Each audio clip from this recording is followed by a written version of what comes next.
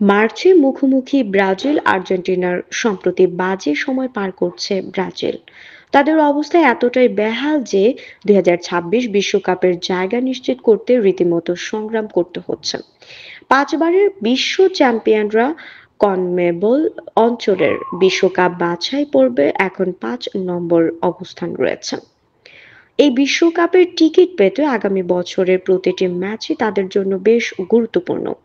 CONMEBOL অঞ্চলের বিশ্বকাপ বাছাই পর্বে এখন পর্যন্ত ১২টি ম্যাচ খেলেছে প্রতিটি দেশ। ব্রাজিল এই পর্যন্ত ৫টি জয়, ৪টি হার এবং ৩টি ড্র নিয়ে পঞ্চম স্থানে রয়েছে। বিশ্বকাপে বাছাইয়ের আগামী বছর ৬টি ম্যাচ খেলবে ব্রাজিল। মার্চ উইন্ডোতে ২১ তারিখ কলম্বিয়ার বিপক্ষে ও ২৬ তারিখ আর্জেন্টিনার বিপক্ষে মাঠে নামবে ব্রাজিল। এরপর ৫ জুন ব্রাজিলের প্রতিপক্ষ ইকুয়েডর।